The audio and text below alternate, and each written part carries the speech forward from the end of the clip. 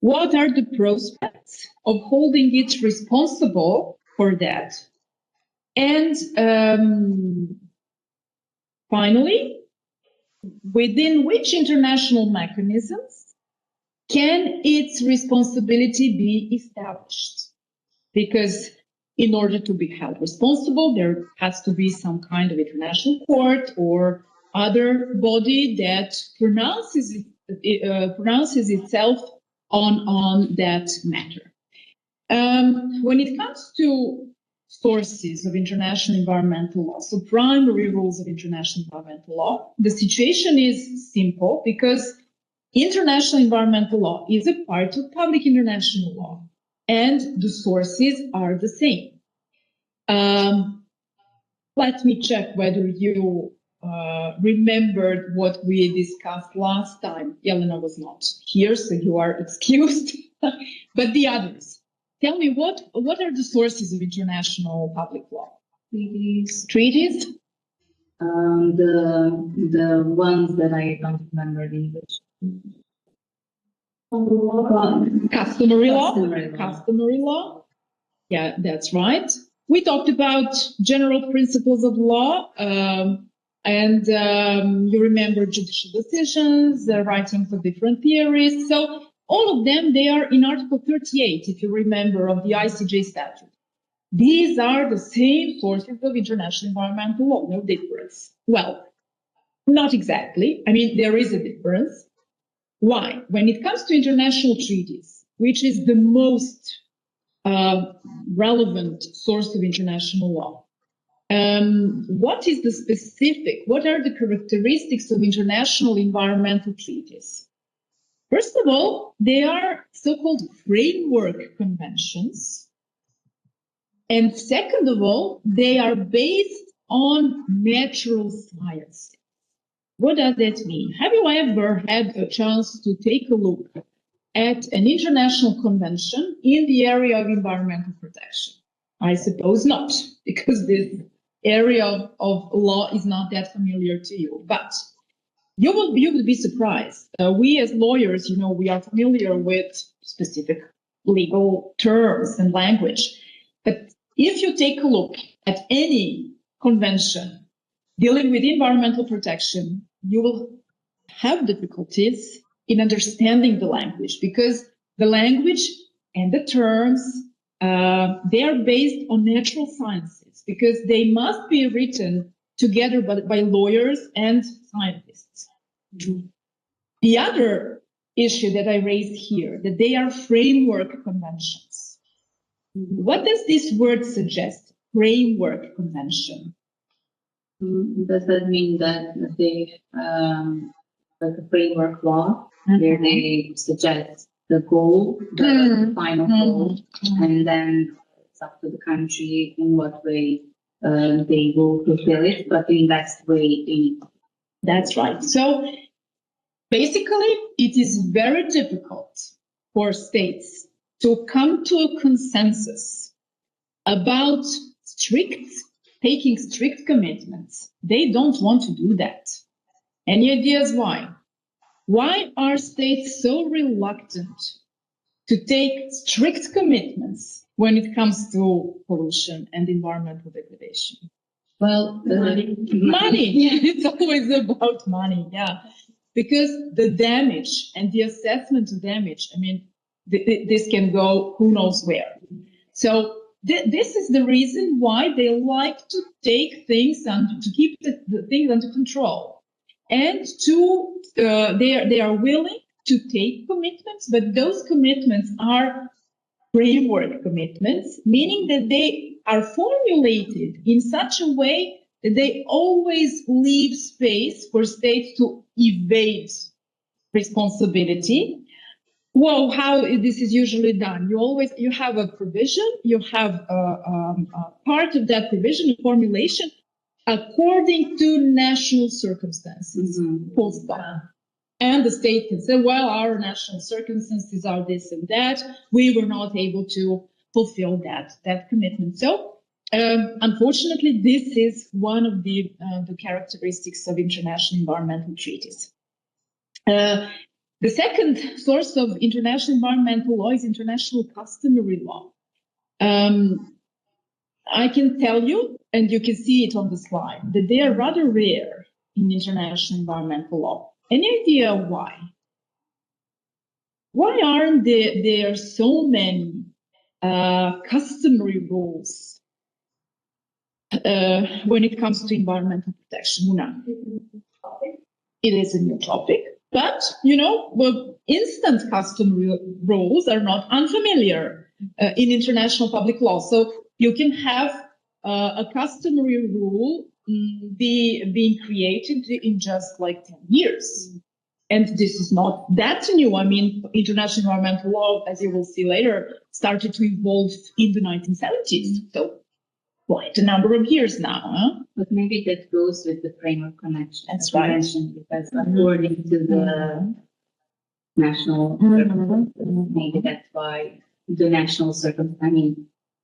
The meeting will end in 5 minutes.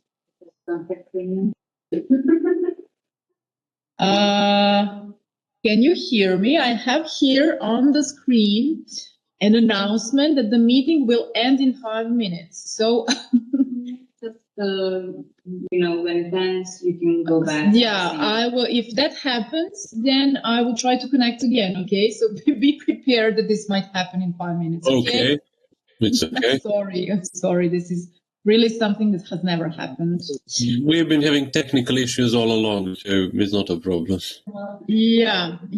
I heard Dushanka and Yelena. They told me everything about your the event yesterday. I mean, this evening this was not a case. I entered smoothly and everything seemed to be right. But let's see what will happen. Sorry. That's it. That is why it's always better to be here in the classroom. Okay, so another reason why they are so rare. Who has the final verdict to say this rule has become customary law? There is someone who's saying is important. Oh, based on the practices. It is. That is why it is very important to prove that a rule has become customary in its judges, of which courts, international courts, so either ICJ, International Court of Justice, or arbitration courts. But if you remember, I told you that the proceedings before the ICJ are actually voluntary. States need to consent to go before the ICJ. And how often do you think states take their environmental disputes to the ICJ? Rarely. There were few cases, and that is why we have so far actually only 2 rules of international environmental law that have been diagnosed by the ICJ as customary rules. But as I said, the ICJ does not have often the opportunity to pronounce on such issues, and this is why it is important. The next source, general principles recognized by civilized nations. This is something that I skipped last time because it did not appear relevant for our topic last week. But in this area of environmental law, this is very important. This source of international law actually has origins in national laws. So have in mind that the statute of the ICJ was actually copied statute of the Permanent Court of International Justice, which was adopted after World War I. Back then, there were not that many international treaties, not that many proven international customary rules. So the drafters feared that the ICJ or its predecessor PCIJ would not have a rule of international law to apply to a particular case. And that is why general principles recognized by civilized nations entered Article 38 as a source of international law. Have in mind, these are rules of national law, those rules that are common to all national laws. Let's have, for example, res judicata. This is something that is common to all national systems. Or the rule that you cannot transfer to another person more rights or power than you have yourself. Nemo plus juris transfere ad alium potest quam ipse habet. So this is a rule which is there in all national legal systems. Now, why is this relevant for international environmental law? Because many rules of international environmental law actually were taken from national legal systems.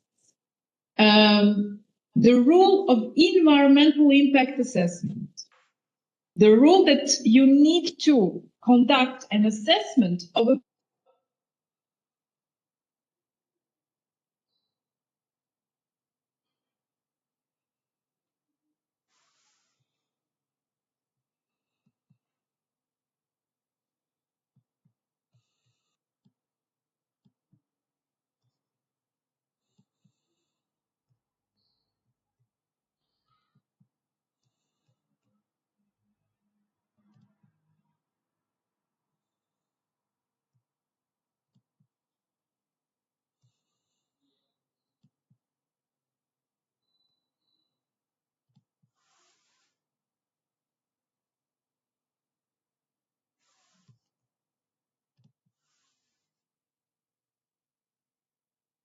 Okay, good.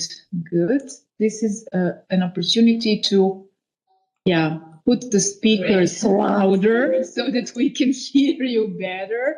And let me just share.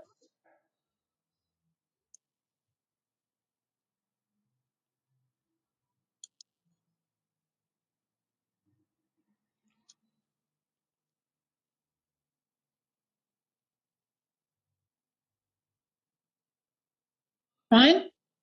It's fine. I can see it. Let's hope that this will not happen again in 5 minutes. Okay, Hopefully. great. So I gave you an example of such a source, environmental impact assessment. We have it also in our law, in our national environmental law. You cannot build a factory, start doing anything if you do not conduct environmental impact assessment. So this is something that has its origins in national laws. However, it has meanwhile become also the rule of international law. So now, as you will see later, this duty of states to conduct environmental impact assessment for any activity project that might threaten the environment is a part of customary international law. But its origin comes from national legal systems. And this general principles recognized by civilized nations. Civilized nations relict of the statute of the Permanent Court of International Justice and formulation that dates back to First World War.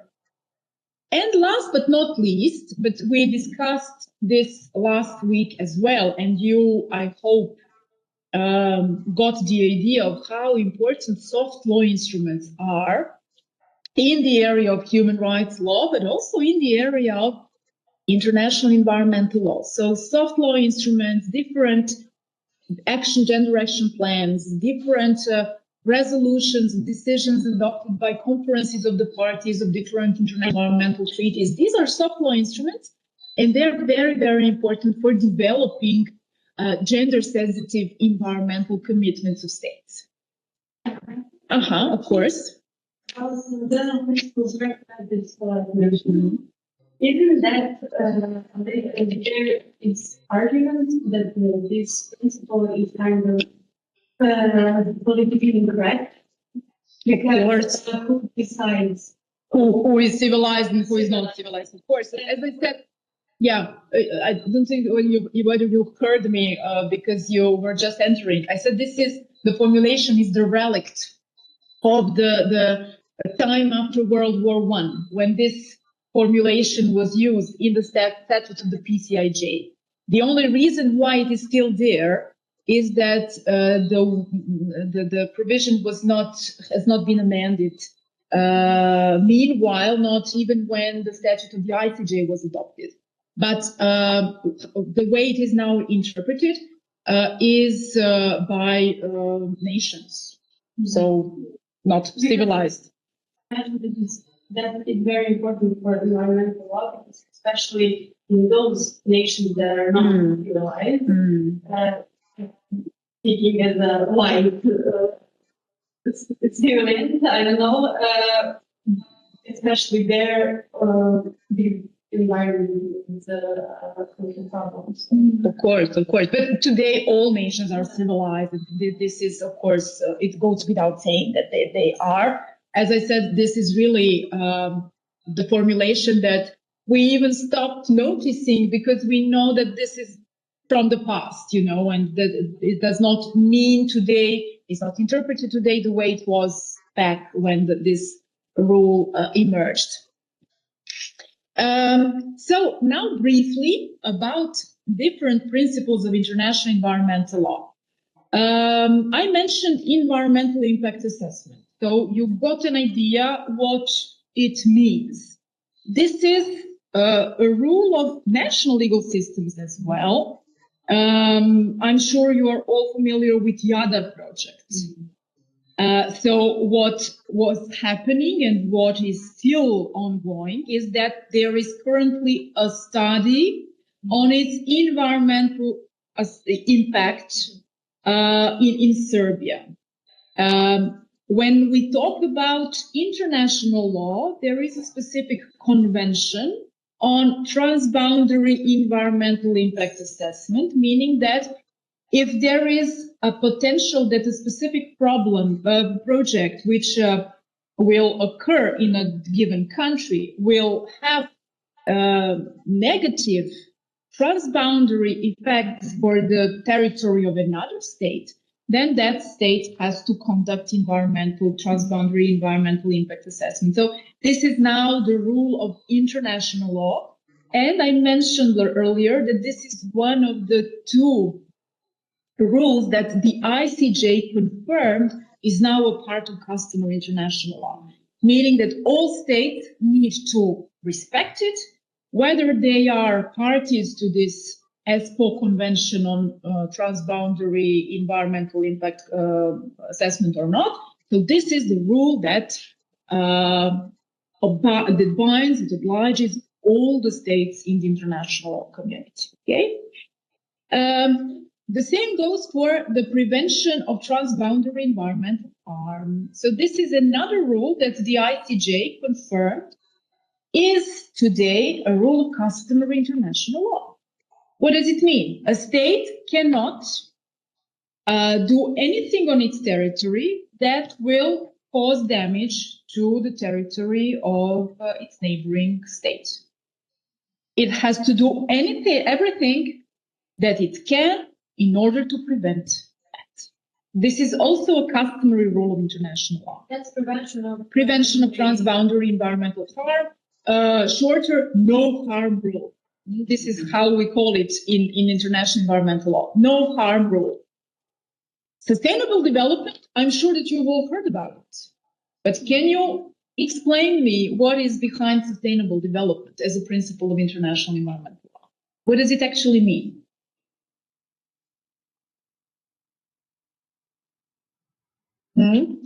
It appears to be self-explanatory, but now that I ask you, what does it actually mean? Jelena? No, I was writing in here. What? Sustainable development. I think that it means like creating, recycling and creating something sustainable. No.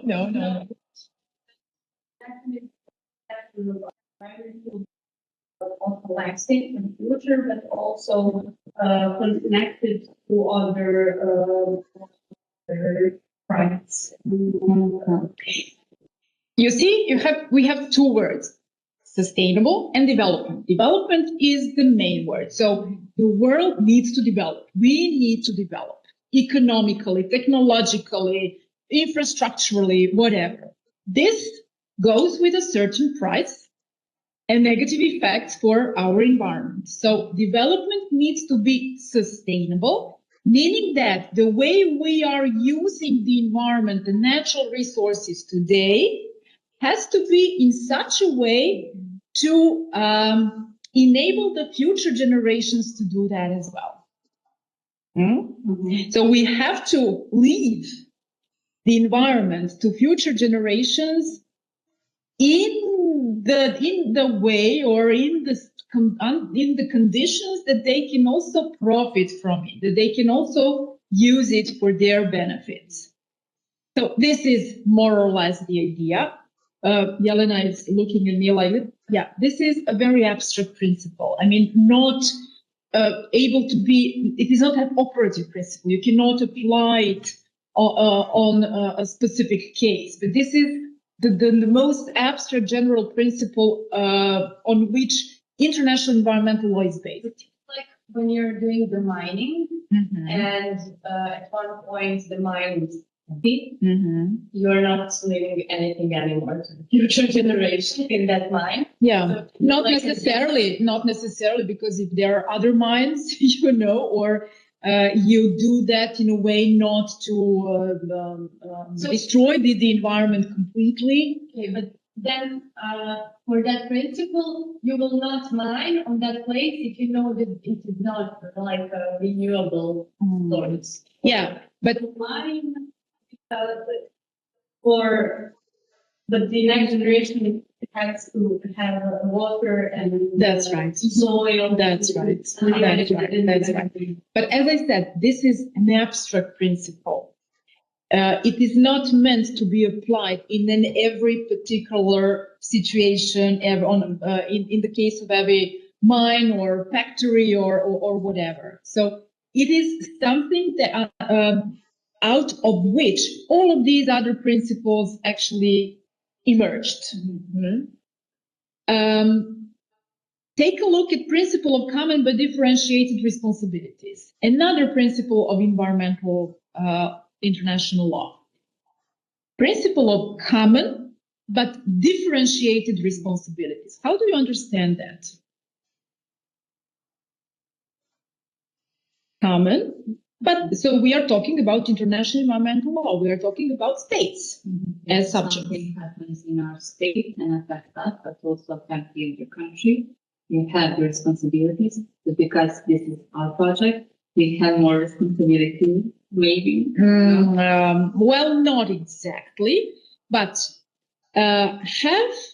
do all states have responsibility towards the environment and this protection? Definitely yes. So this is common, but not all of them contributed in the same way to the present condition of our environment.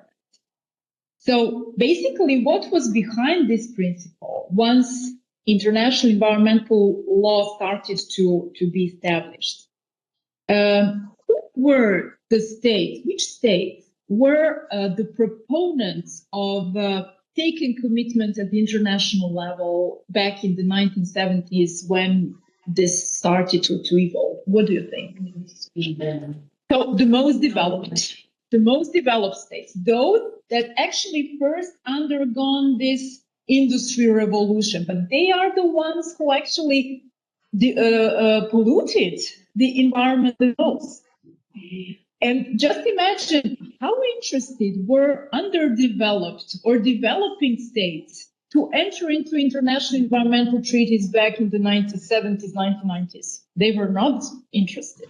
So this principle was made up by developed states who understood that something needed to be done, but that in order to achieve something, you need to have all states within that particular regime. And this was their invention. So let's have you all within a particular treaty. You will not all have the same commitments. We, as the most developed, will have more strict and more concrete commitments. You just need to be there and apply some less strict duties. For example, the climate change regime is based on this principle. Why? Because not all states emitted greenhouse gases historically in the same amounts, so they are not all responsible in the same way. You get the idea? What do we have left? Precautionary principle. Any idea what is behind precautionary principle? Take precaution, meaning you cannot use the argument, we do not know how this substance or this activity will affect the environment. So this is not an excuse. Even if there is not enough scientific evidence that a particular substance or activity or project is safe for the environment, you still need to take precaution. This is the idea behind the precautionary principle. Polluter pays principle, it is self-explanatory. The one who pollutes should rectify the damage. And notification, the principle of notification.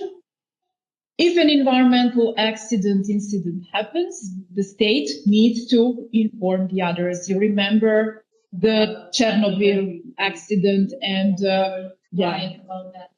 for a long time until those Geiger devices started to, go crazy in Sweden or something like that. And then it became obvious that something happened. So after that, this principle became the rule of international law. So this is the international environmental law brief, okay? So what I would like you to have is this basic or overall idea about its most important principles. So besides international treaties in this area that I will go on with the explaining them, these principles are principles of international environmental law. And this is something that actually differentiates international environmental law from other areas of international. So these principles are specific for international environmental law. When it comes to responsibility, I will skip this. I mean, we did not go into the rules on state responsibility, but basically, the classical rules on state responsibility apply in environmental international law as well. State is responsible for whose acts? For its own, so for the acts of its organs. But is it the parliament that pollutes the environment? Is it the government that pollutes the environment? Is it the judiciary that pollutes the environment? These are the branches of state. No. If you have a multinational company who pollutes, they needed to have some sort of agreement with the government for them to work there. So therefore, it's so you can make a link with the state, but what I wanted you to have in mind is that there always needs to be a link with the state. So the state needs to be responsible for its own acts or failures. And in this area, it will usually be about failures to do something that it was supposed to do, either to control or some lack in the procedure when issuing permits, because neither of these activities can be undertaken without state permit. Or refrain. Yeah, that's right. That's right. So this is basically it. And last but not least, mechanisms to deal with environmental harm. We have international courts, so ICJ or arbitration. We have human rights courts and bodies who are more and more used for environmental cases. And this area of human rights law is now being more and more exploited to the benefit of protecting the environment. And towards the end, or you could see in my email what I want to do in this third part of the lecture, that we are supposed to do something practical. So we'll do this case study, one of the most recent cases before the European Court of Human Rights. So human rights law, its mechanisms, its standards are being developed in order to make states change something in their legislation, regulatory framework, monitoring mechanisms, implementation of their laws in order to protect the environment. Now, let's go to the very topic of the class today. So, gender sensitiveness of international environmental law. Let's link the two. So now that you have these basics about international environmental law, let's see which space there is for gender and whether gender issues have been integrated into international environmental law. So what I will talk about is first the origins, how it started and when it started to evolve. Then we will identify the nature and content of gender issues within international environmental law, which specific areas of environmental law developed in a gender-sensitive way and which did not. We'll also talk about future prospects, so some space for improvement. We'll identify some gaps in international environmental treaties. And briefly, I will also discuss the situation, the unfortunate situation in Serbia. So, the origins. What we can see, if we take a look at international environmental instruments from their beginnings until today, is that initially there was a focus on women and women's rights. So, not on gender. So it all started to develop about with the focus on the necessity to empower women in order to be a part of sustainable development, etc., etc. So later on, at some point, these formulations based on women's role actually were changed to introduce gender language. On the other hand, initially, these aspects were supposed to enter all sectors of environmental protection. But what actually happened is that today we have only 3 international environmental regimes that do contain gender-sensitive provisions. So from this approach that all areas, all sections of environmental law and protection at the international level should become gender sensitive, what happened is actually that we now have desertification, biodiversity, and climate change as the only 3 regimes that do contain gender sensitive provisions. The beginnings. Have you heard about the Stockholm Conference, the Stockholm Declaration, and the Rio Declaration? Does it sound familiar? No? Okay, but then they're famous. They're really famous. For someone who deals with environmental law, I can tell you that these were the origins. So at the level of the UN, at the level of United Nations, states in the 1970s became aware that something needs to be done in the area of environmental protection, and that at the international level, they need to take commitments. So the first conference that was organized at the UN level was the 1972 Stockholm Conference. And on that, during that conference, the Stockholm Declaration of the UN on human environment was adopted. Now, again, let me check whether you listened carefully last time. What kind of instrument is this? Is it obligatory? No, it's a declaration, so it's a soft law instrument. But many think that some of the rules contained in it have meanwhile become customary rules. So, for example, you have within this declaration the no harm principle. So it is there. It is now customary rule. Take a look at several principles. What do you see is the word that is used? Man, not even human. Remember the Universal Declaration on Human Rights and how back then in 1948 they inserted human instead of man. And how many years later, like 20 something years later, you have in an environmental instrument again word man.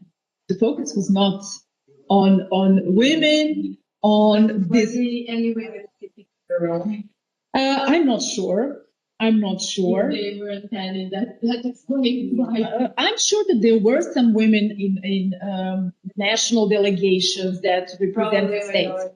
But, you know, the focus was on the environment. Let's do something to protect the environment. We'll deal with those issues later, because it is very important to have a consensus of that many states, you know. So they didn't want to go into some other issues that might not be acceptable for all states. 20 years later, another important instrument, Rio Declaration on Environment and Development, a change occurred. So you can see that instead of men, what is now being used is human environment, human beings, human health.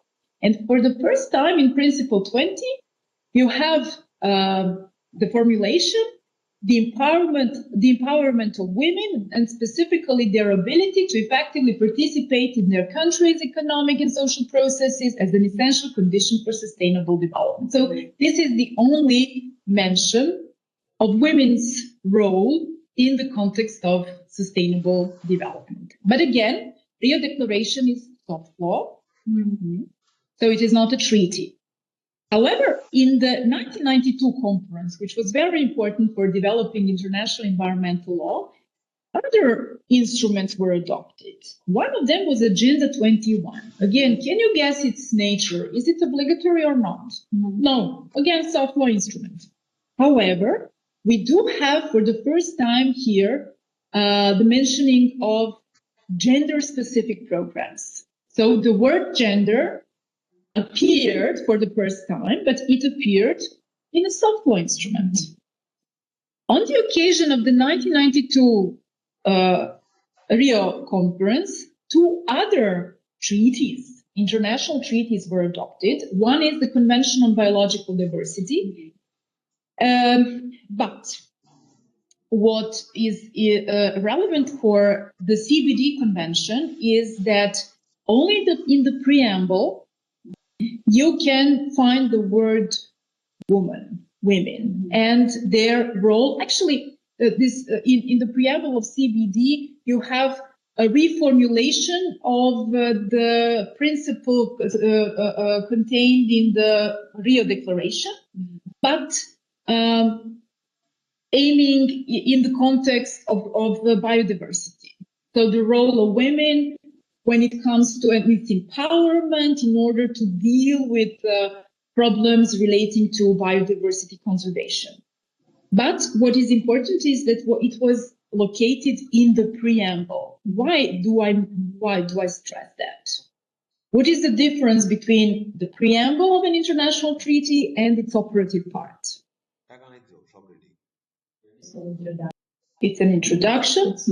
It's not obligatory. It just, announces the aims, the reasons, the motives why states. That is the empowerment of those some operative act. It simply didn't. However, at least we had something in the preamble. Take a look at the UNFCCC, United Nations Framework Convention on Climate Change. So this is the first international treaty dealing with climate change problem in the world. It was completely silent. Not even in the preamble. You had nothing about women's role in fighting climate change or how climate change impacts women. So what can we conclude? That the intensity and the level of engendering international environmental law were inversely proportional to the hardness of the particular legal instrument. So in hard law instrument, you had hardly anything, or if it did happen, it was contained in the preamble. On the other hand, soft law instruments were very progressive. Is it that hard to involve women? It obviously was. It obviously was, Dushanka. It is not that anymore, but this is just something to show you the origin, how difficult it was to push for such topics. Yeah. Done on purpose, or that they just wasn't aware? As I said earlier, I think that they did not want to open additional issues regarding which they knew there would be disagreement between different states. So the focus was on environment. Let's leave, because that's the way it works. Even with UNFCCC, Una, I know that you want to add something or ask something. Even with UNFCCC, I will go through that treaty in a couple of minutes. You will see, initially, they agreed upon little. And then they left, let's start from this, and let things evolve slowly, progressively in the future. So that is at least my opinion. Una. I want to say that also I think you're right, but at the Stockholm conference and declaration, I see that I think Article 26 was man and his environment. And his environment, so that there was all of man at the table. Let's check for half the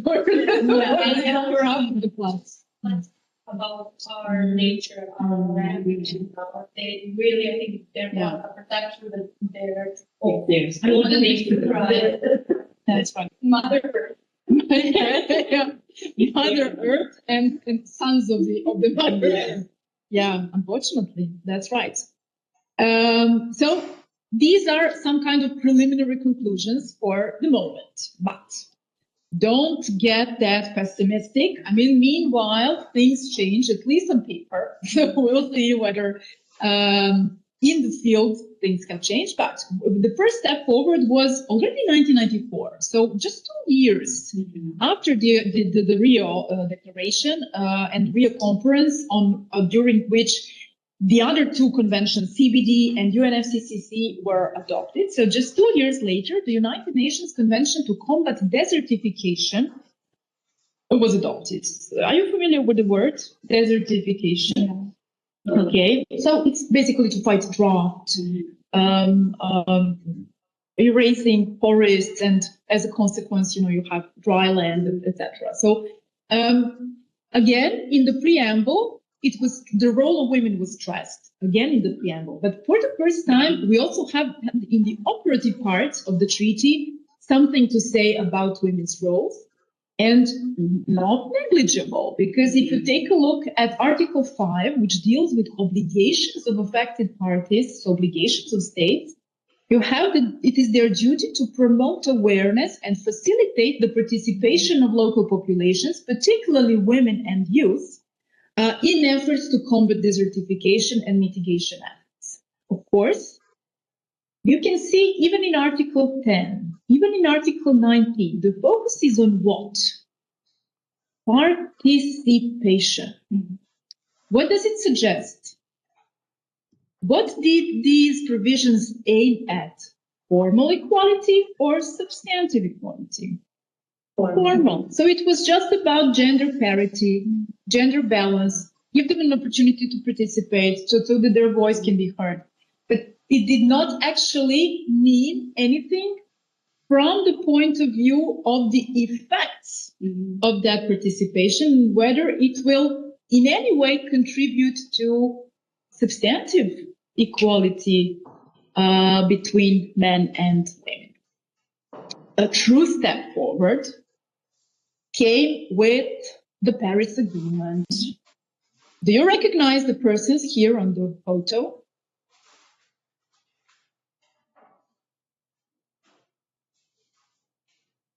Have you heard about the Paris Agreement on climate change? Yeah, I hope so. Okay. So this was taken at the conference in Paris when the Paris Agreement was adopted. So you can see that it was in 2015.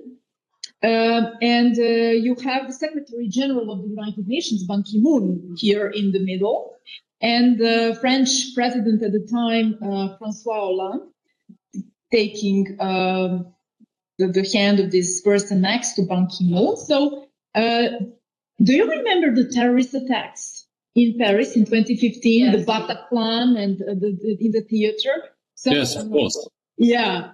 So this conference was scheduled just a couple of days after the terrorist attacks. Mm-hmm. And it was, like a huge thing, whether France would be able to guarantee security to all those heads of states that should come to Paris to participate in the conference.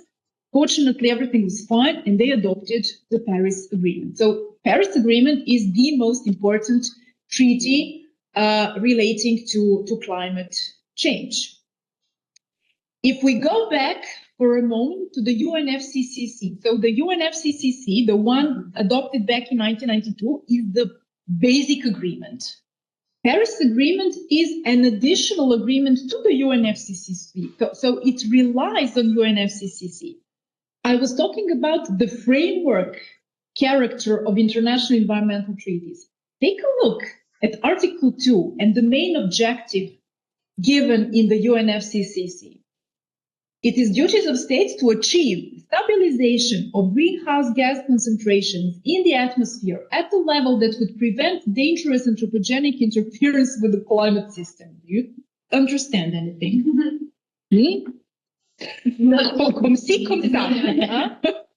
So this is what also I told you. It's really difficult to understand because they are based on natural sciences. So the idea is, and it does not say too much, that we should stay at the level of emitting greenhouse gases that does not endanger the atmosphere. But what is that level? How can we know? I mean, in which percentage can we emit, or states, so that this does not happen? So you have nothing about it in the UNFCCC. But then Paris Agreement brought a novelty. No way. I'm sorry, but the meeting will again end in 5 minutes. I don't know what's happening with this. Something changed yesterday and book it for a shorter slot. No, I think because there are 4 basic plans for premium. So this is basic plan, it's not the premium plan. And maybe just but how it was, everything was okay. Maybe the scientific plan with the premium after. I have no idea.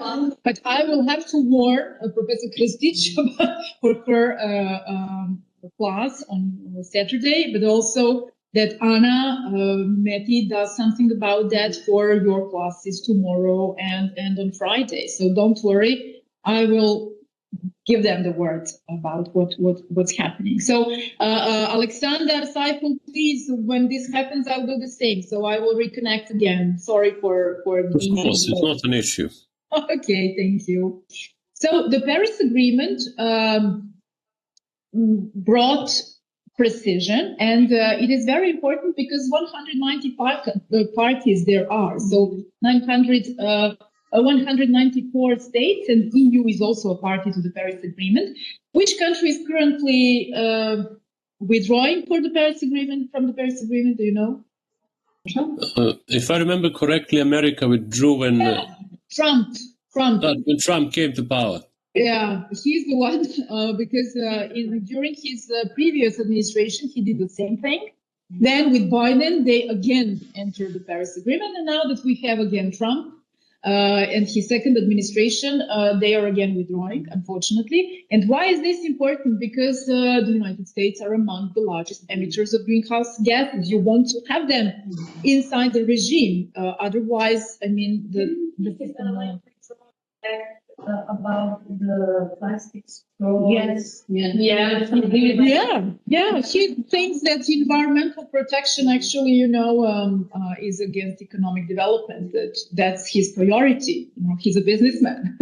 Yeah, that's it's really, I mean, because many multinational companies are from real estate, so it's gonna affect everyone else. Yeah. So as opposed to the UNFCCC, you saw its objective in Article 2. The Paris Agreement brings precision. It says holding the increase in the global average temperature to well below 2 degrees above pre-industrial levels, and to pursue efforts to limit the temperature increase to 1.5 degrees above pre-industrial levels. Again, a bit difficult to understand what it actually means, but it means a lot to scientists.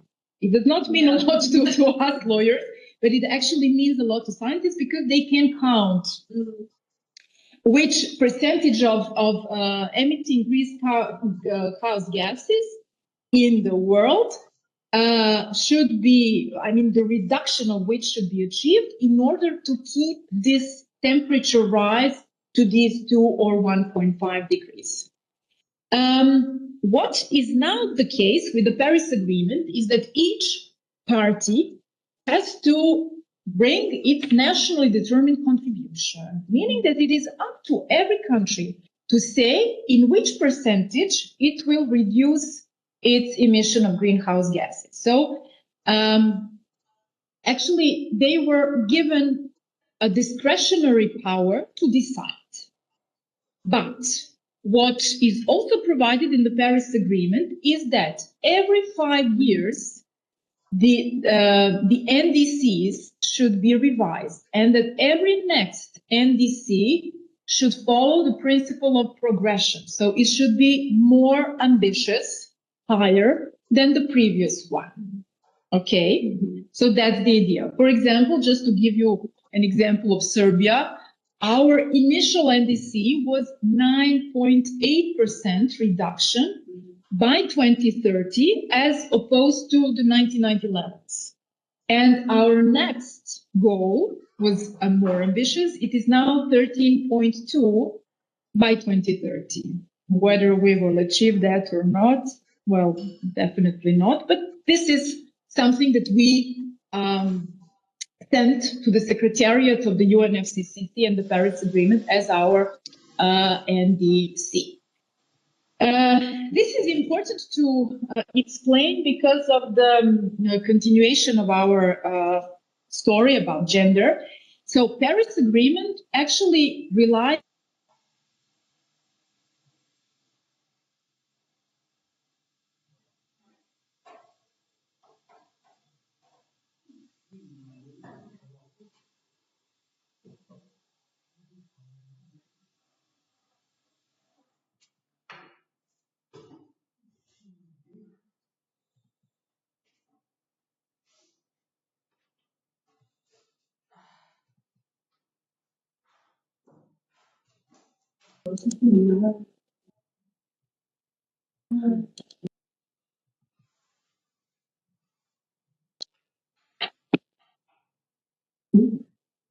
So, as I said, the Paris Agreement relies on 2 pillars.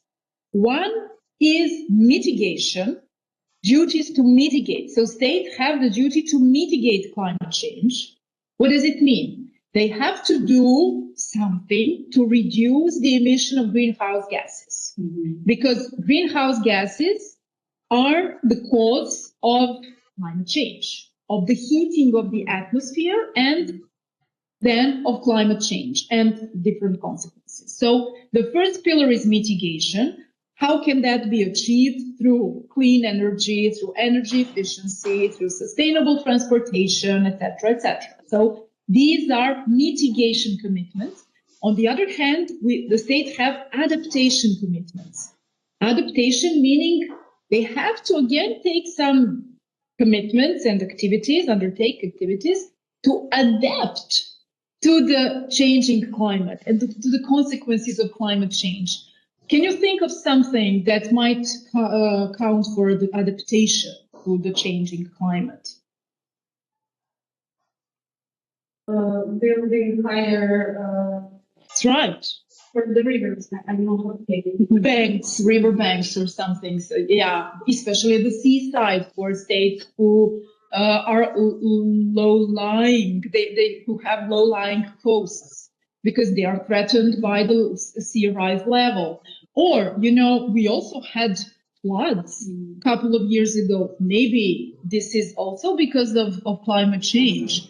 So when it comes to adaptation commitments, states should raise their preparedness for such disasters. So to have some protocols established, emergency services being operative in this kind of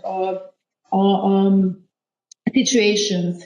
Again, have in mind some island countries that will disappear. So what would be their adaptation? They cannot do much to mitigate because they are especially threatened. But for example, moving their citizens from islands to another location is a kind of adaptation.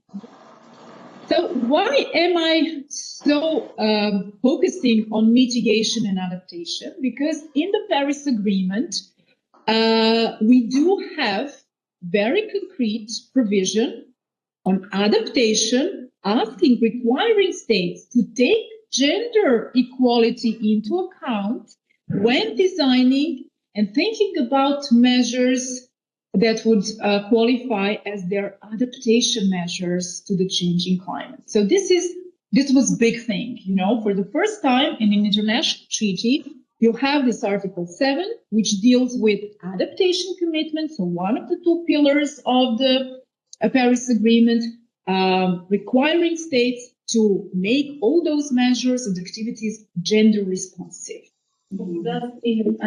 Just in adaptation, based on the Paris Agreement, just regarding adaptation, not regarding mitigation. But don't worry, this also changed thanks to different expert bodies, different soft instruments that were ongoing along the way. So this is now again there. In the preamble, you can see that also gender equality was introduced as a particular institute. So parties should, when taking action to address climate change, respect, promote, and consider gender equality, empowerment of women, and intergenerational equity, meaning they have to think about future generations when they take measures to fight climate change. Okay, before I go on, do you need a break? It's 7:25. We are in the middle, more or less now. What do you think, Alexander Seifel? Should we take just a brief break? I'm fine with the break. You are fine. Okay, ladies, 5 minutes. Just to stop thinking about climate change and environment, and then we'll continue because we have passed the half of the presentation, so maybe it's a good moment to do that. Okay, maybe have some coffee or something. It's too late. Voglio la mia parte.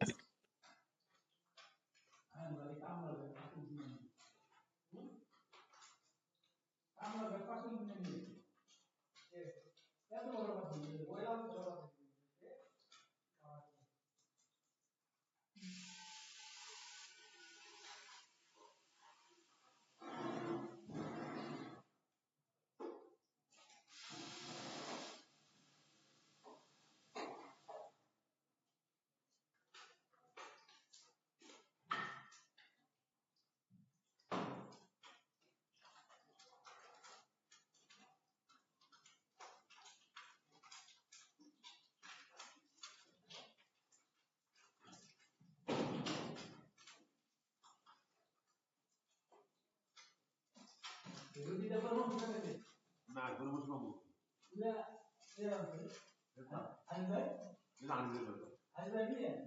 Anis দেখি নাসির দেখি আমার দাওয়াত দিচ্ছে নাকি এটা এগো ব্যাপার ভাই খাবার তো আপনার নিজের না সাজা না খাওয়া আমি আর খেতে পারবো না তাই না আর ওরকম কারো পেট থেকে বাইরে নিয়ে খাওয়া নেই এখন ওই অভ্যাসটুকু আমার নাই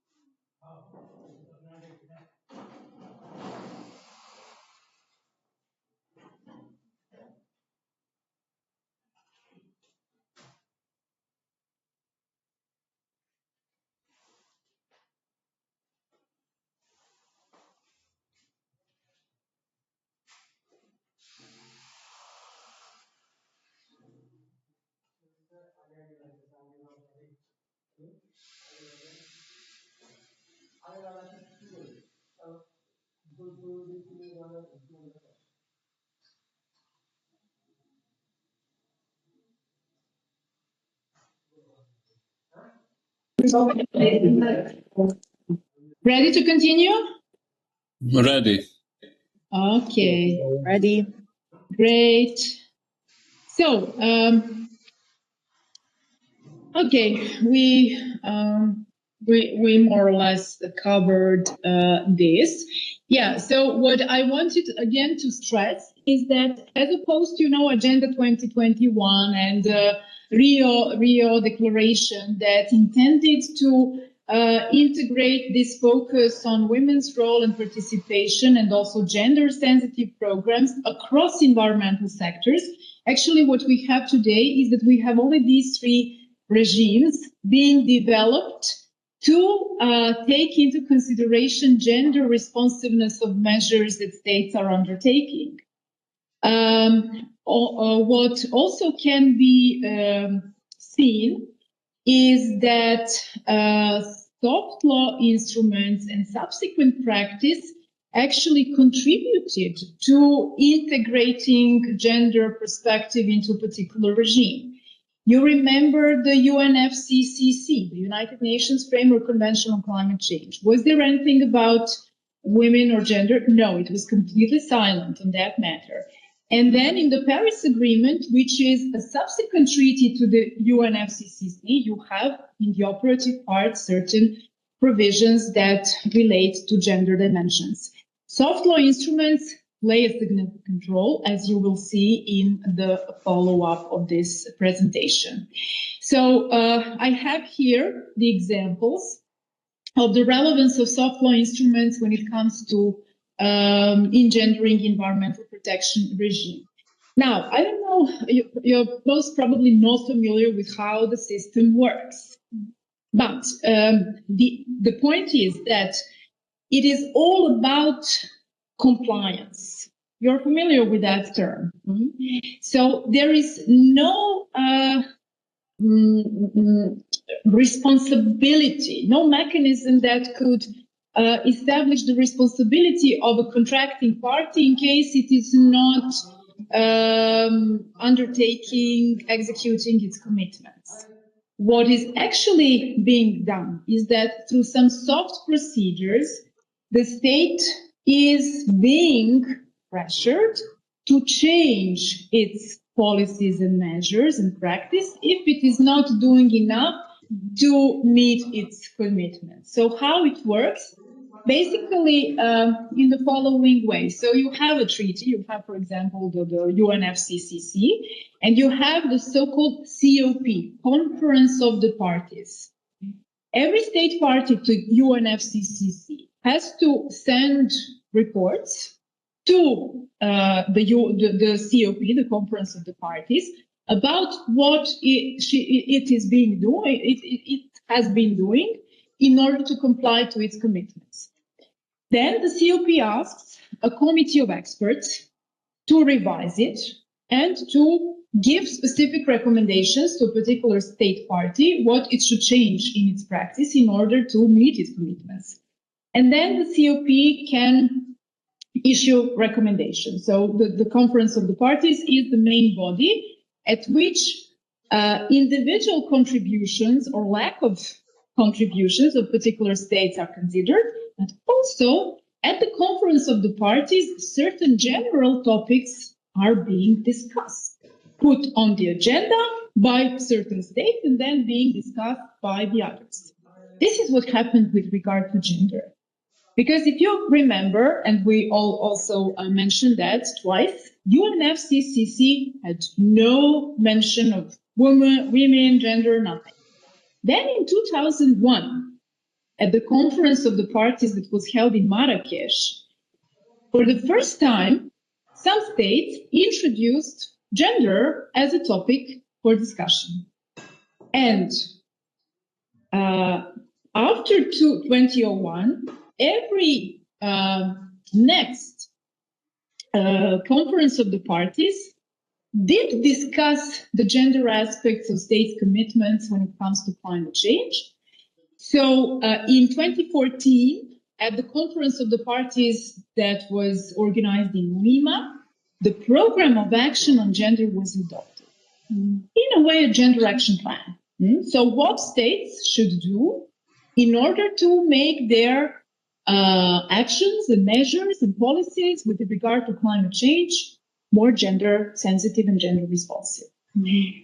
And what then followed is that in 2016, we have the adoption of the Paris Agreement and the introduction in the operative part of the Paris Agreement of a gender-sensitive provision relating to adaptation commitments.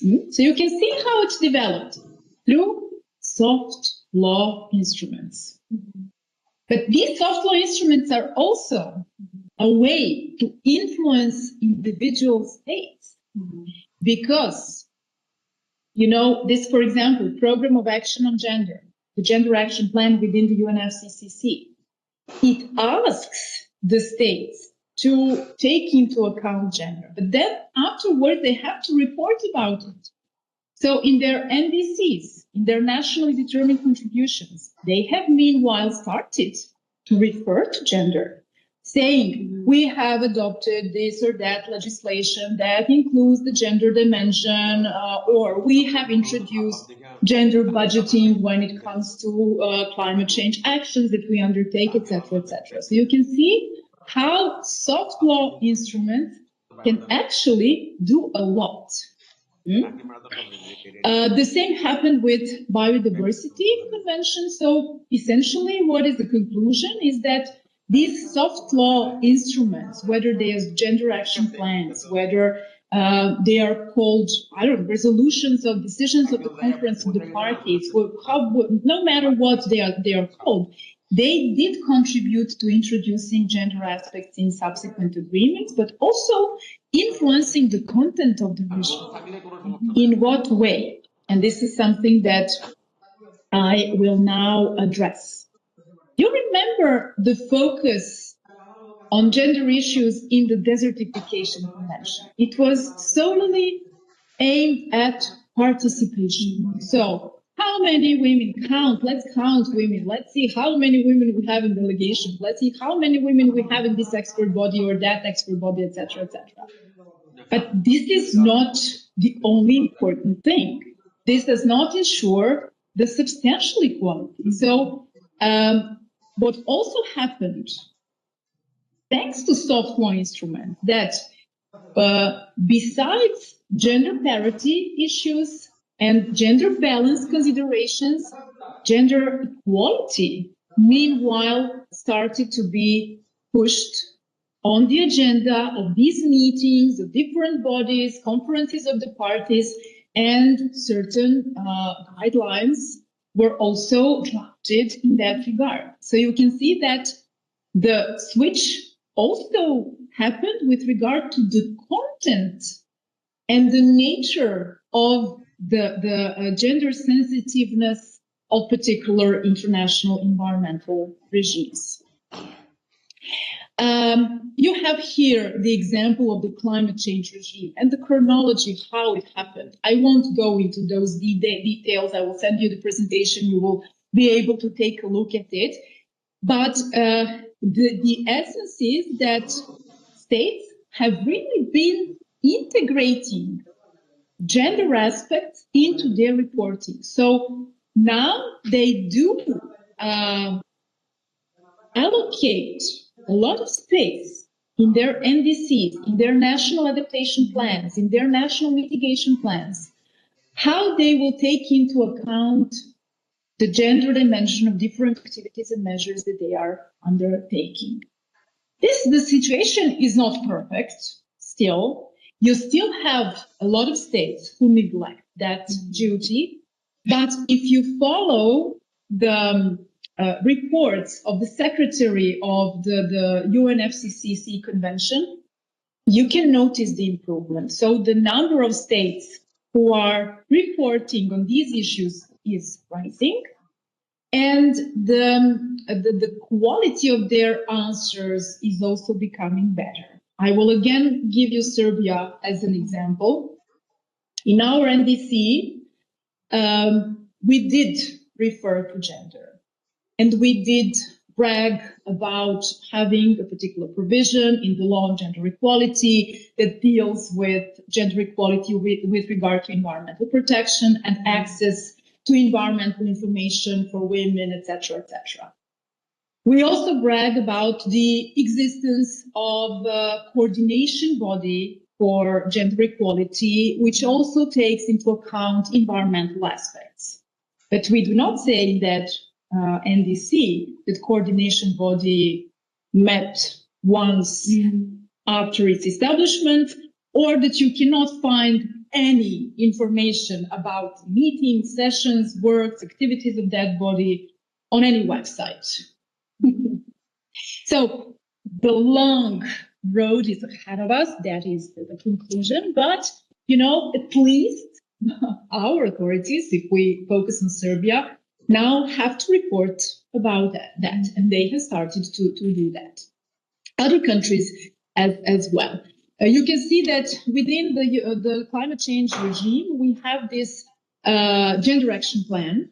So you can take a look at it. I did not want to bother you with details, but it is really a plan. So you can see actions, aims, deliverables, timelines, and who should do that, whether at the level of state, whether at the local level, regional level. So everything is there.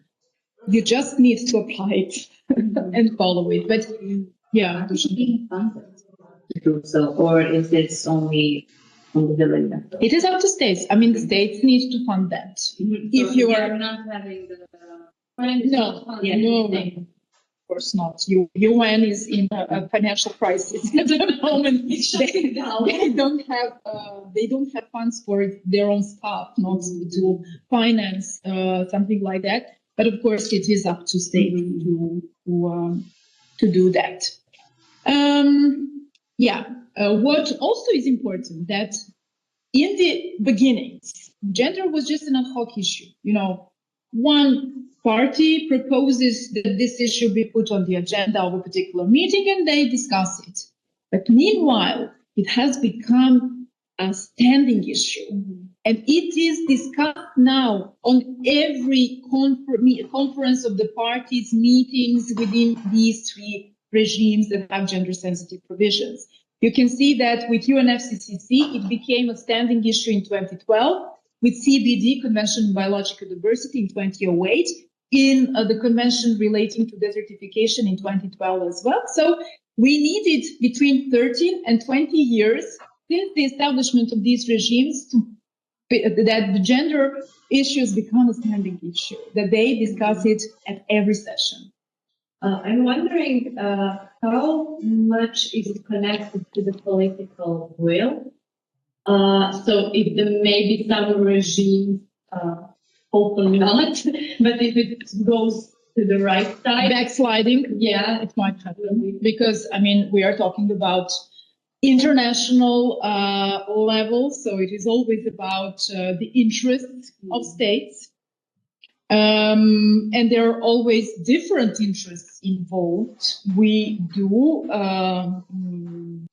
witness backsliding when it comes to gender equality globally. I mean, in certain countries, more obviously than in others. In our countries as well, we will discuss that later, you will see. So it is really, I mean, everything is fragile. I mean, not only for the gender topic, but also for the environmental topic, because the Green Party doesn't let you. Right. That's right. You're completely right. And we can discuss that later on when I give you the example of the judgment of the ECTHR. It was a really progressive decision. And immediately you had reactions from many states They do not like what the court requires them to follow, to do. Because the court, we are now speaking about the European Court of Human Rights, it sets and is continuing to set very high expectations, high standards for states. Some of them are not willing to do that, not even the most developed ones. You will see the example that I have. This was the case against Switzerland.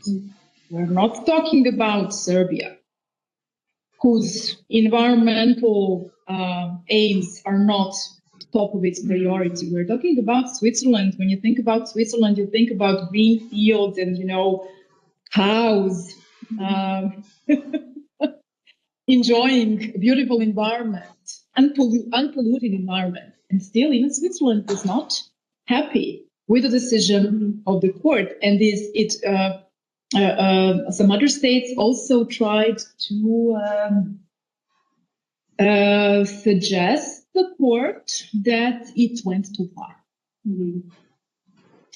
So you're completely right. I mean, the momentum is very, very. Yeah, I'm afraid too. I'm afraid too.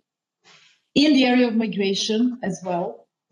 You remember that in May this year, there was an open letter by 9 states.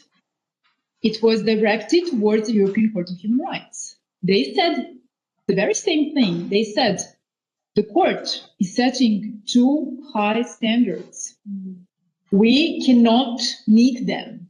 Our national security is being endangered by your high standards because we cannot deport criminals, terrorists, because prohibition of torture and prohibition of refoulement is jus cogens norm.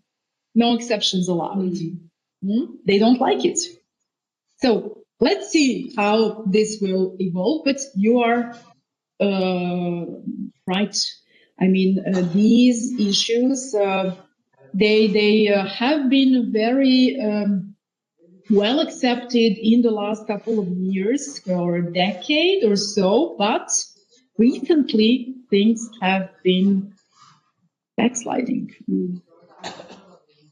Yeah, looking at the situation in Germany, AfD and the Green Party, so now they're sitting together in the assembly. It's crazy that they got so many votes to go and action. Yeah. Definitely. Yeah. Everywhere, in Czech Republic also. Yeah. Everywhere. The last issue regarding this regime, and this is actually something that, I can skip this, that is a space for further improvement if we do not start to go backwards, but if we continue upwards. What is still missing is the intersectional approach. This is something that has just been starting to occur lately in the last year or two. So earlier, as you could see, the focus was only on women or gender, but the focus was not on this intersectional approach, meaning that all the policies, measures, activities that states are taking in order to either fight climate change or protect biodiversity or environment in general, that they need to be tailor-made to the needs of particular vulnerable categories of women. However, as I mentioned, this has started to occur, and in the UNFCCC regime and also the Convention on Biodiversity Gender Action Plan. For the first time, you can see this plan that is supposed to cover the period 2023-2030, the last paragraph on the slide. It actually stresses the importance of intersectional approach. So now this is the next step that will have to be implemented by states, hopefully. Also within the UNFCCC regime, the climate change regime, what was the particular categories that have been singled out in the last decade or so was poor women, indigenous women, and women living in rural areas, but not others. And now in the latest gender action plans, the focus was widened to other categories as well, all those that we mentioned at the beginning of the class. So women with disability, age, health, religion, minority status, migration, which is also a very important reason for a woman to be vulnerable, especially if she is traveling alone or is dependent on some members of the family, etc., etc. So this is something that needs to be implemented further, but what also needs to be done in more appropriately is the reaction of states to national action plans. This is something that I mentioned. I gave you the example of Serbia, but in essence, majority of NDCs actually do not refer to gender. Things have, as I said, starting slowly to change, but the fact that the state puts something in its national action plan or NDC does not mean that it will actually do that in practice. And for the end, with regard to the international framework, we cannot forget international human rights law. In the area of environmental protection, as I mentioned earlier, human rights mechanisms, instruments have been underexploited, and lawyers have recently started to notice its potential and starting to use human rights systems and human rights instruments and mechanisms in order to make states obliged to respect higher environmental protection standards. It goes without saying that classical, traditional international human rights treaties are of relevance, meaning international covenants on civil and political rights, regional human rights instruments, European Convention, American Convention, African Charter. But do they contain the right to a healthy environment as a particular human right? No, that's right, Una. So you will not find there a particular provision. The only one that does have it is the African Charter, but it is formulated as a collective right. On the other hand, this does not mean that the European Court of Human Rights or the Human Rights Committee have not developed very important standards, but relating to other particular rights. Have you an idea which ones? Which particular human rights did applicants claim were violated by contracting parties to international human rights treaties due to their failure to do enough to protect the environment? Right to life. Right to life. What else? Right. Certainly for the right of to a fair trial, Article 6 of ECHR, that's right. If they are not able to receive satisfaction or the court proceedings at the national level take too long, yeah, Article 6 is relevant. What else? Privacy, right to privacy, right to private and family life. That was the most exploited provision when it comes to European Court of Human Rights. And some of the landmark cases in the area of environmental protection actually referred to right to private life, so Article 8. So have that in mind, and you will see that with the example that I have at the end. But I'm sure that you got that message from the lecture last Wednesday. Some soft human rights law instruments are also very important for developing standards. And you have here on the slide different general recommendations, general comments, reports of different special rapporteurs within special procedures of the UN Human Rights Council that are more than relevant when it comes to gender and environmental protection.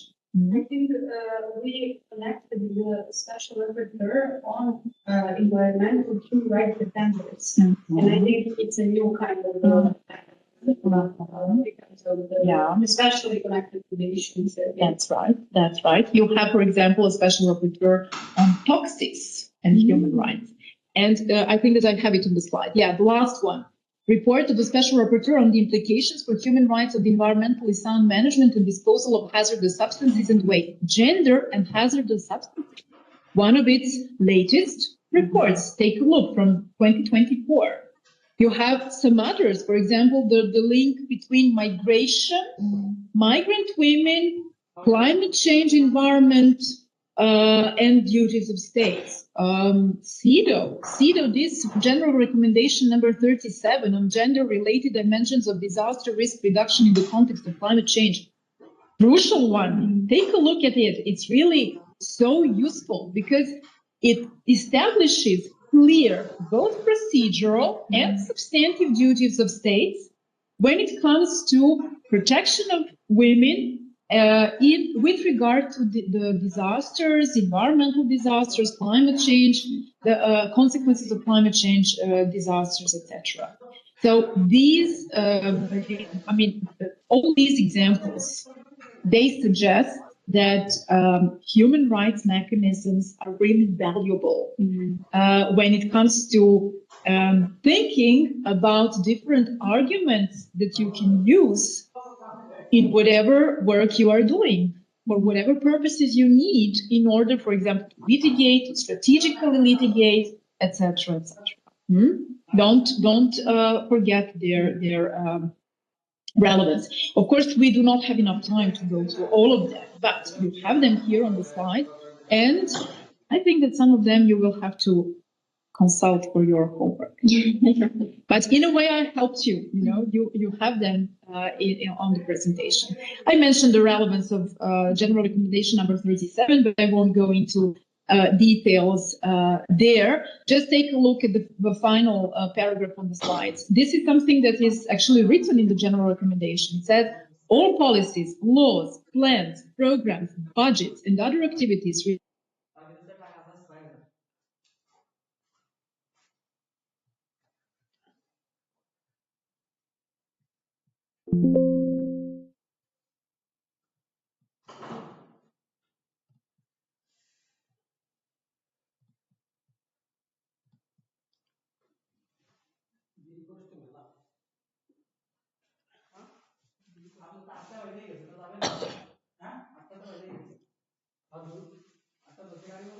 Sorry, it happened again.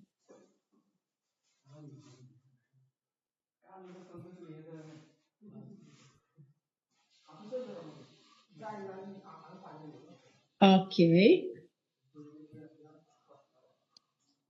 Let's continue. And the final part, before we go to the last section that deals with an example from the practice, is the situation in Serbia. I more or less covered everything because I always gave you the example of Serbia. But we cannot neglect that both environmental protection and gender equality are two hot topics in Serbia.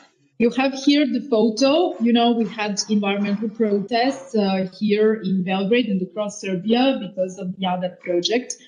I hope that this will never happen. I mean, it appears that they decided to drop out, but you never know. We'll see. On the other hand, why do we have here on the other part of the slide the Constitutional Court of Serbia? Because the law on gender equality. The law on gender equality has been suspended, as you may know. It is currently before the Constitutional Court of Serbia, which is, of course, under the control of the ruling party. And this has rarely happened in practice, that the law in its entirety has been submitted for review in this procedure of normative control. Why? Because no one asked that. Even those who initiated this procedure before the Constitutional Court they disputed the constitutionality of only certain provisions of the law, not the law in its entirety. And then the Constitutional Court decided to review it entirely. This is one strange thing. The other strange thing is that the protector of citizens was among the initiators for the normative control. Can you imagine? And the third one that I mentioned is that it has been suspended while being under review, which is also very curious. And also the timing, they waited for the law to become effective because the provisions that related to gender-sensitive language, their implementation was postponed, I think, for a 3 years period after the entry into force of the law. And they waited for these 3 years to expire to then suspend the entire law. So both of these issues are not highly on the agenda of our authorities. And that is why I put here on the slide that these are two hot topics in Serbia. Of course, when the law, anti-discrimination law was passed, in the same time, the law on equality of sexes was passed as well. And with the note that when the law on gender equality start being implemented, then this law will just like stop. Yeah. With this, the suspension of the law on gender equality, does that mean that the law on equality of sexes continues? No, I would have to check. I'm not sure about the provisions contained in it. Yeah, I'm not sure. I'm not sure. But what is relevant is you even do not all the problems that they identified with the law on gender equality are actually not really problems. Maybe with regard to gender-sensitive language, that is something that can be discussed. But the other arguments that they are using, that gender is not an institute contained in the Constitution, that the Constitution does not recognize gender, that you have the law on anti-discrimination, which incorporates gender as a reason for discrimination. So why didn't you make such a fuss about it back then? I explained to you the position of international law within our national legal system. CEDAW Convention, different recommendations of the Council of Europe, Committee of Ministers, the Istanbul Convention, they all use gender identity, gender equality. Those are our international commitments. We have been parties to those treaties for years. Also, the reform agenda has been discussed because of the changes of the criminal code. Also, gender equality. Yeah. But, obviously some other issues were at stake. The timing was very, very coinciding with the YADA project. If you remember, the court, in a way, invalidated the decision to continue with the other project. So, and then this happened with the law on gender equality. The Serbian Orthodox Church was in a way appeased by this step. So many different interests were at stake. I already explained that the environmental legislation, national legislation, is completely gender blind. Is Serbia party to the Paris Agreement? Yes. Does Paris Agreement have gender-sensitive provision on at least an adaptation commitment? Yes. And do you think that our law on climate change contains such a provision? And it was adopted after Serbia became a party to the Paris Agreement? No, nothing. And this is our international commitment. Sends a clear message. As I mentioned, Article 42 of the Law on Gender Equality does have a particular provision relating to environment and gender, but again, this law has been suspended. We do have two strategies that deal in detail with certain standards that need to be applied, but as opposed to strategy for gender equality for the period 2021-2030, which includes environmental protection and gender in one part and is pretty much clear and precise. Strategy for environmental protection for the period 2024-2033 has not yet been adopted. And it was supposed to become operative in 2024. And we are now approaching the end of 2025 and still no adoption. There are some gender, again, sensitive activities that have been introduced into this strategy. But can you think, what do you think our drafters of the strategy for environmental protection actually thought would be beneficial for the promotion of gender equality when it comes to environment, and they integrated that as a specific aim, as specific objectives and activities in the strategy? Do you have any idea what exactly? Some numbers. Numbers, exactly. Numbers of trainings that need to occur, for persons, state staff, in local self-government units, that should be the ones to assess whether a particular project submitted follows those standards and it takes into account the gender dimension. And the message is clear. It is just tick the box exercise. So they will organize. I know from my experience, you must know it from your experience as well. They call me from the Ministry of Interior. We have an action plan duty to organize a training on human trafficking and migration. We have to do it by the end of the year. So are you free to do that in December? And it is always in December. And then they, they pick like 20 people from different departments, divisions, and they organize a training and they pick the box. So actually, this is the case also with the strategy. I'm not sure that it will actually be meaningful. And now the last part, and I promise it will be quick. We discussed the relevance of international human rights law, and today I will give you a concrete example of judgment, but also a space for improvement. And we'll also criticize the court, even though in some aspects, it was really, really progressive. So we talked last time about the European Court of Human Rights. You are familiar with the admissibility criteria. We touched upon that briefly, but you know that in order to be an applicant before the European Court of Human Rights, you need to be a victim. You need to exhaust all local remedies, and you need to submit the application within 4 months limit from the final decision issuance.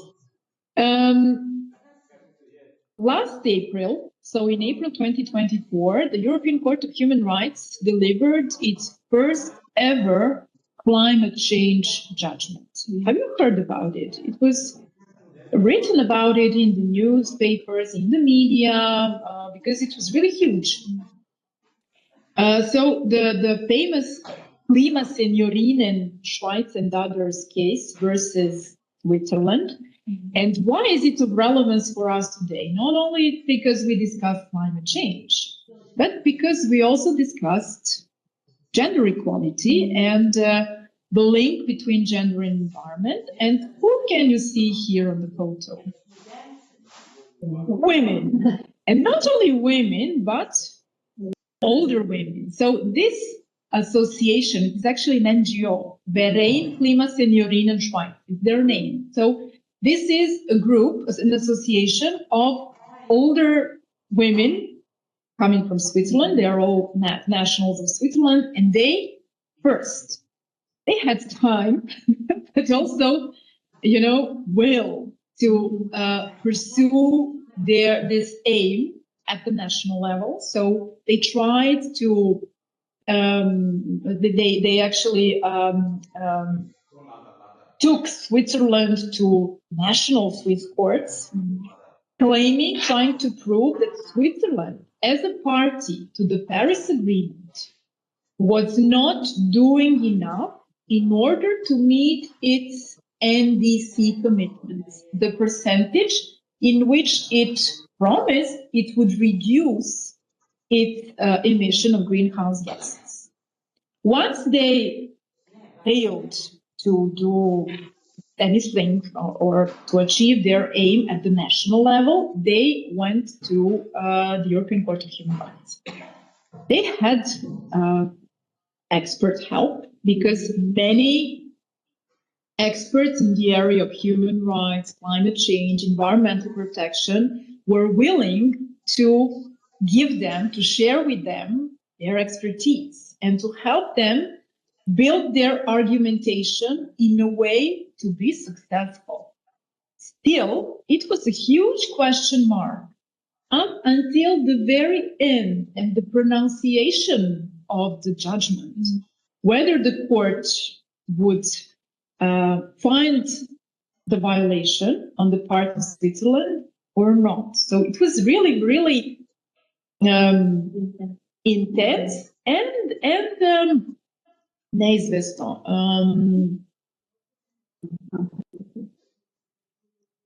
Alexander, neizvesno, what's the word in English? Uncertain. Uncertain, yeah.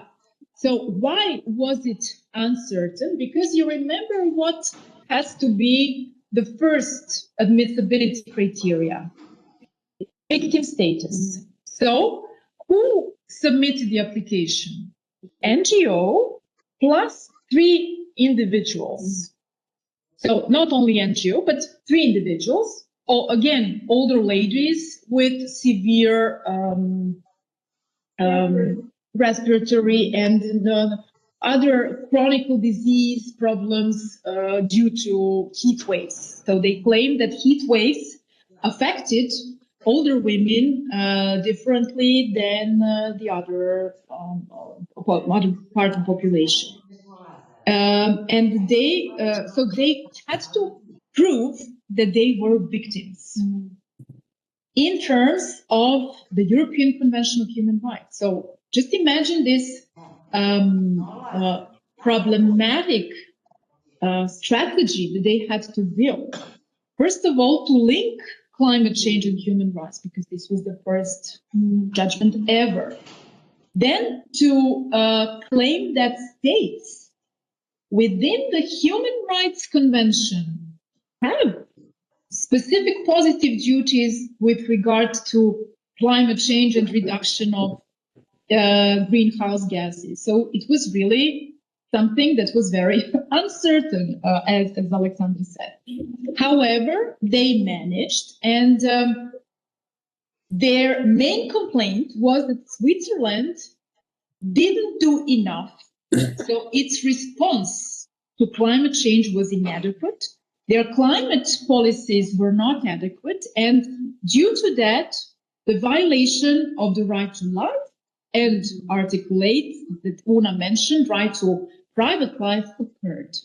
Why did they choose these 2 provisions? Because courts' environmental cases were already very well developed with regard to Articles 2 and Article 8. So there were some already established standards in the area of environmental protection generally that they could rely on and then build further when it comes to climate change. What we got from the court was very important. For the first time, an international human rights court said that climate change is one of the most pressing issues of our times, that there is a link between climate change and human rights, and especially that it does not affect all people equally. That there are some vulnerable groups in the society that do experience differently the consequences of climate change. What court also said, okay, we can take as a starting point the standards established within environmental cases, but climate change is very different from classical environmental pollution case. And it provided specific arguments for claiming that. I don't have time now to go into details there. That is why I sent you the judgment so you can read the parts that you are interested in. But what is the most important thing is that the court said effects of climate change do impact human rights. And if you remember last time I talked about the difference between negative and positive obligations of states within a very concise provision guaranteeing a particular human right. So the right to life or the right to private life, states have to guarantee everyone within their jurisdiction right to life or right to private life. But let's translate that into state obligations. What does it mean for state? They have negative duties, meaning they have to refrain from intervening in someone's life or private life. They have also positive duties. Mm-hmm. Positive duties meaning they have to do something, they have to act. Mm-hmm. They have to proactively be engaged in ensuring that the right is protected. And this is where the court gave its most important contribution. It actually read into Article 8 and right to private life some very clear positive obligations of states. Where did it identify? How did it identify those positive obligations when it comes to climate change? What do you think? Which international convention did it use to identify positive obligations that states have in order to ensure someone's private life? Paris Agreement. You remember the two pillars? Mitigation, adaptation. That is what the court said. We have to rely on the existing international treaties in the area of climate change. We have to interpret the European Convention on Human Rights in line with those international conventions.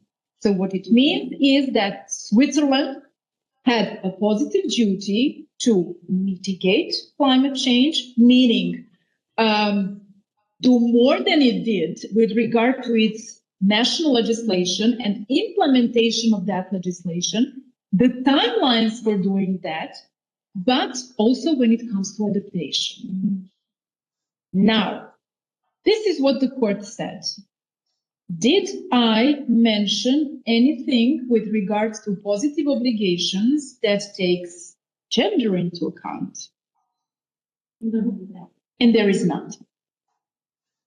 Which might come as a surprise to you, nothing. So you imagine the whole case was built on that.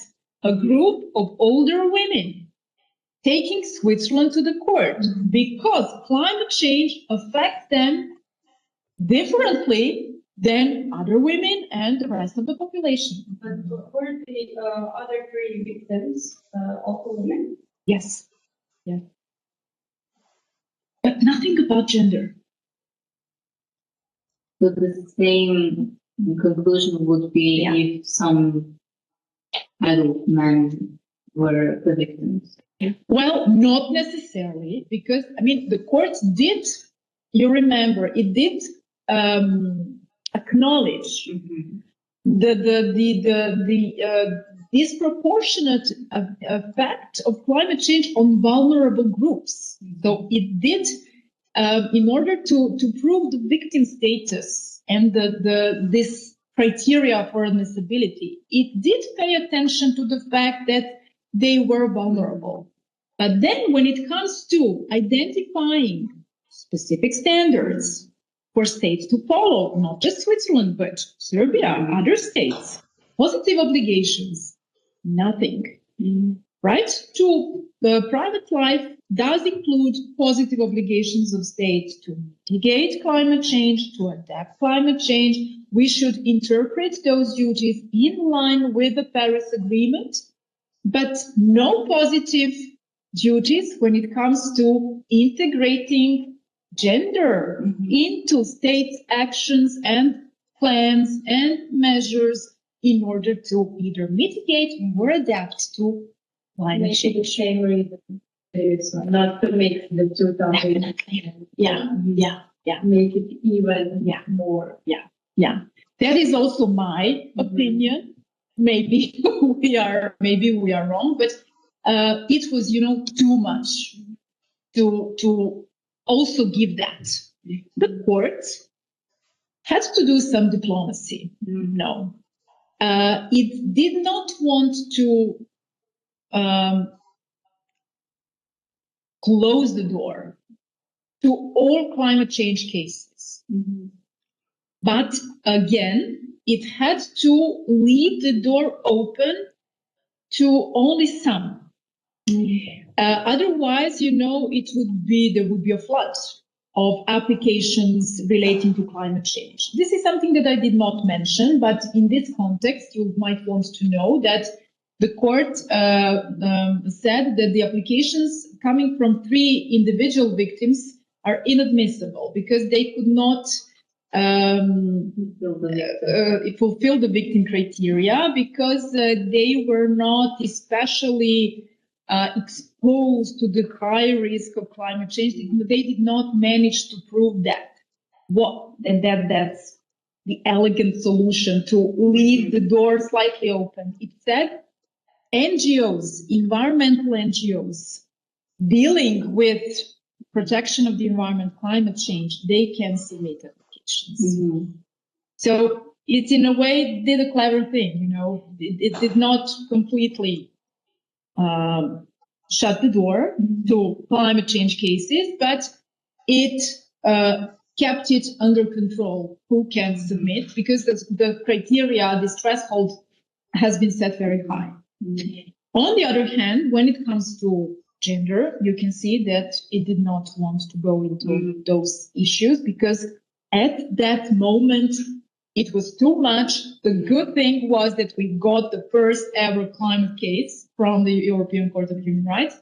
It would be too much to, have a gender-sensitive, positive obligation of European Convention contracting parties regarding gender aspects of mitigation and adaptation duties.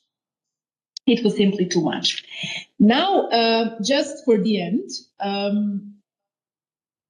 you have here on the slides, there are arguments, Swiss government, how did Swiss government try to defend themselves? They said, but climate change is a global issue. We cannot be held responsible for something that all the states did.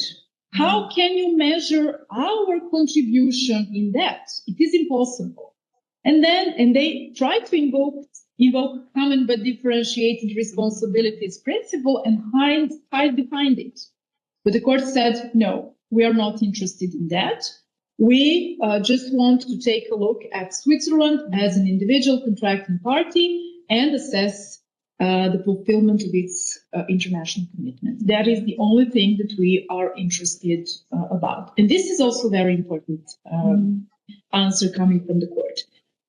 Since we are interested in gender issues, we are not fully satisfied with the court's judgment, but from the point of view of environmental protection, especially in the context of climate change, this was really a huge thing. After that, this is not the end. After that, and during this year, 2025, we had 2 other very important advisory opinions. You are familiar with advisory opinions. One of them came from the ICJ. So the International Court of Justice in July this year delivered the first ever advisory opinion that relates to climate change. And in paragraph 382, it said climate change may also impair the enjoyment of the rights of women, children, and indigenous peoples. Not much, but having in mind that it comes from the World Court, and that they neither have a developed environmental jurisprudence nor that they are sensitive for gender issues, quite enough. I mean, as a starting point, something that you can do and can use actually for different purposes within different procedures. The Inter-American Court on Human Rights also in May this year issued its own advisory opinion when it comes to climate emergency and human rights. And since this is a human rights court, it did pay a lot of attention to gender. So gender is, according to the court, a very important factor to be considered in relation both to mitigation and adaptation. Mm-hmm. And there, and this would be my message for the end, you can see how different international instruments in different areas of international law intervene and interact. Mm-hmm. And you have a human rights provision in a treaty that has nothing to do with either environment or climate change, but which, owing to both hard law and soft law environmental international instruments, has been interpreted in that manner. I will just quickly go back to the Klima Signorini judgment.